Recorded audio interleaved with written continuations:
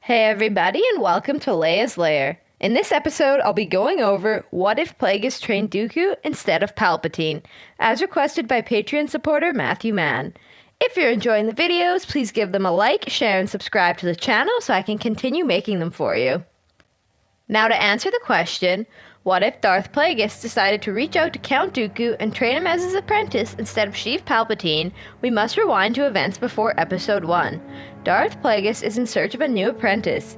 He decides to approach Count Dooku, a Jedi Master who has recently left the Order due to ideological differences. This seems like a perfect time to try and sway him to the dark side, he thinks to himself. He waits for Count Dooku in the hall outside of his chambers on Serenno. He commends Dooku for having the courage to stand up for his beliefs and for his wisdom in seeing through the clouded judgment of the Jedi. He elaborates further on how he believes the Jedi are not what they used to be, how their ideologies are flawed, and how there seems to be a power struggle within. Dooku responds to Plagueis that he is very perceptive and that it is not every day one meets someone who shares his viewpoint. Plagueis agrees with him and tells him that it is not every day he meets a Sith. Dooku tilts his head slightly and cocks an eyebrow, and with a grin of opportunity says that, no, it is not. Fast forwarding, it is now the events of Episode 1. However, because Darth Plagueis chose Count Dooku instead of Palpatine as an apprentice, he did not get betrayed and therefore is still alive in this timeline. Maul was not recruited to become a Sith apprentice, Qui-Gon and Obi-Wan still run into trouble aboard the Trade Federation, and Naboo.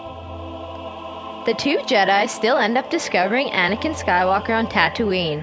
The Queen's attacker this time is Asajj Ventress, Dooku's secret apprentice. Qui-Gon escapes just the same, and upon returning to Coruscant, it is actually Plagueis, who goes by the name of Hego Damask, who is in Palpatine's place to become the next Chancellor. The Jedi still refuse to acknowledge that it is the Sith who attacked them on Tatooine, and Anakin Skywalker is not to be trained. However, Count Dooku meets with Qui-Gon in private following this matter. Qui-Gon is upset at the Council's decision to deny Anakin training, and Dooku tries to use this to his advantage. He tells Qui-Gon that the Jedi Council has been foolish and that their ways have been antiquated for some time, the reason that he decided to leave the Order in the first place. He plants the idea that maybe it might be time for him to leave the Order and join him as he could really use his help. Qui-Gon admits that although he disagrees with the Council, that he could not abandon the Order, especially not while under threat of the dark side. Upon returning to Naboo, they are greeted by Asajj Ventress. However, this time Obi-Wan is injured in the beginning, and Qui-Gon left alone to pursue and attack Ventress. They make it to the reactor shaft, where Qui-Gon is able to finally disarm Ventress, leaving her helpless. Suddenly, Dooku steps out of the shadows to congratulate Qui-Gon on his victory. He is still proud of his old apprentice. Qui-Gon gives off a confused look as to wonder why Dooku is here. Ventress apologizes to her master for her failure. Qui-Gon clues in that Dooku is Sith. Dooku then accepts the apology, however states that this was the last failure and strikes her through the chest with his lightsaber, ending her life.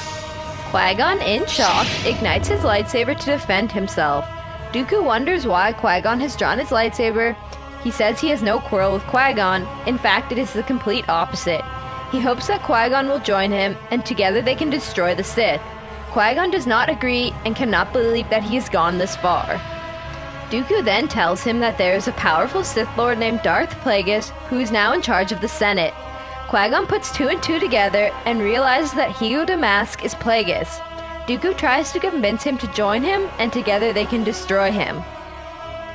Qui-Gon does believe him, however refuses and says he cannot give in to the dark side and that he should come back to the Order. Dooku ignites his lightsaber and says that he cannot do that and that he is sorry for things having to be this way.